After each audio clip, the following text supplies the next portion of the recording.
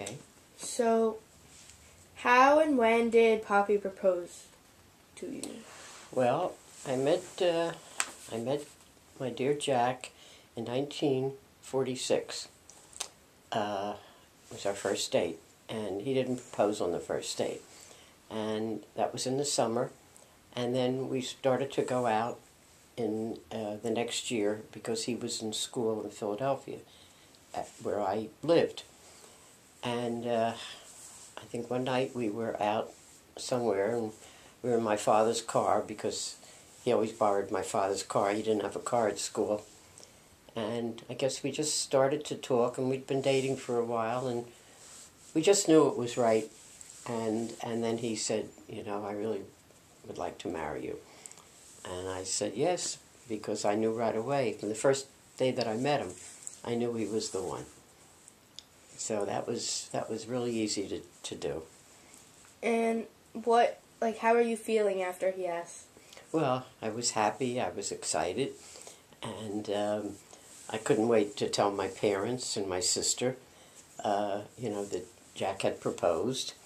And I don't really remember exactly if we went out after or he was bringing me home at the time, after a date, but I remember it was in 1947, and that's when we did get engaged. Did you have to, think about your answer, or it was just... No, I didn't have to think about it. I didn't have to. I knew right away. It's some sort of a feeling you get, and you just know it. It's like something happens to you. So at your wedding, did you have a theme for your wedding, or was it just... Well, those years they didn't do really what you would say themes. It was a beautiful wedding, and I didn't have bridesmaids, but we had ushers, and the ushers were some of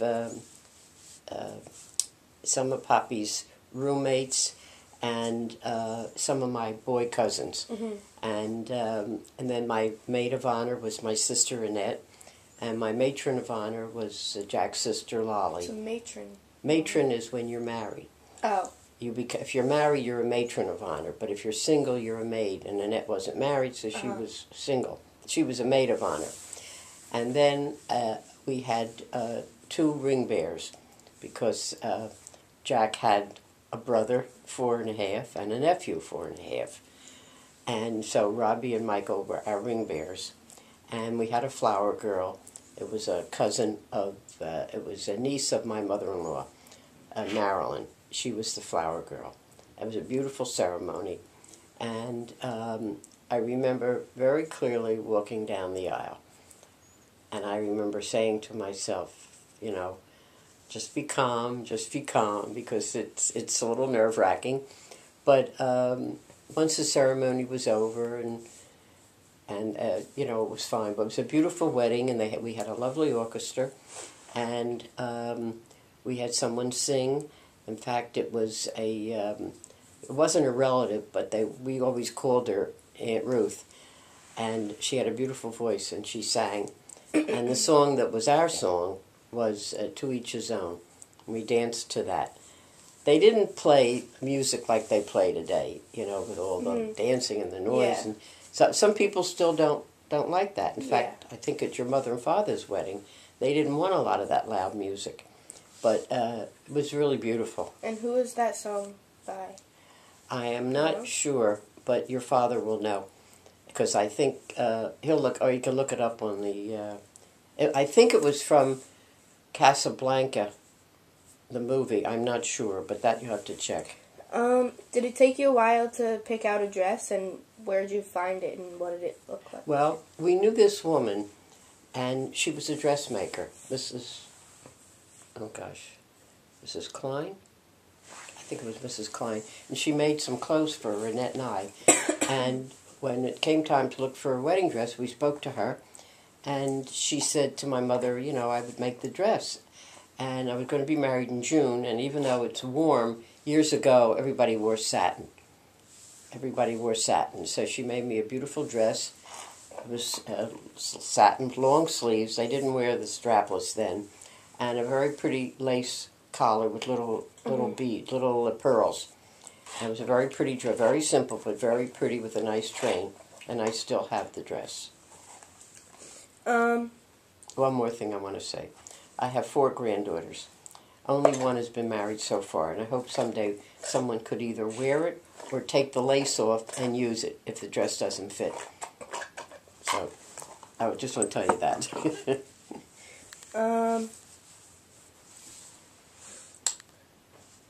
Yeah, I was going to ask who did you have, like, featured in your wedding? You already answered that. Oh, I answered that, yeah. Like, what did you say Poppy had a best man? His best man, yes, I forgot that was Judd, Uncle Judd. He was the best man, I forgot that. And how long were you married for? We were married 61 years. Which day did you get married on? We got married on a Wednesday, which was unusual, because that year that we wanted to get married in June of 1948, after he graduated the university, it was the same year the Republican and the Democrats were having their convention in Philadelphia. And you couldn't get a hotel, you just couldn't get anything. But Papa George had a friend who lived at the Ritz-Carlton Hotel, and he was able to get us a Wednesday night wedding. So it worked out all right. And it was June 16th, 1948. Were you expecting him to propose, like, around that time? Yeah, I figured that it was going to happen, because, we would, how you when you're young like that, you talk about, we're going to get married, how many children you want, things like that. So, I more or less expected it. It didn't really come as a shock, but I did expect it. Did Poppy ask your parents if it was okay to... Yes, he did. I remember him talking to my father, and I remember afterward my father said to me, "Now, are you sure?" And I said, "Yes, I am sure." And they liked him from the very beginning, so there was no problem. How old were you when you got married? I was 21. And he proposed that? He proposed the year before when I was 20. I met him when I was 19 that summer, and I never went out with anyone after that. That summer we met in August. Our first date was August 11th, 1946. And then the next summer we were together in the summertime, and he was going to school because he took a summer course. So he never went out with anyone else, and neither did I. It was like meant to be. Did you have a honeymoon? Oh yeah, we had a beautiful honeymoon. Where'd you go? Well, first, after the wedding and the ceremony and the party at the hotel, we drove to New York, and we stayed at the Waldorf Astoria. And the next day, we took a train to Chicago.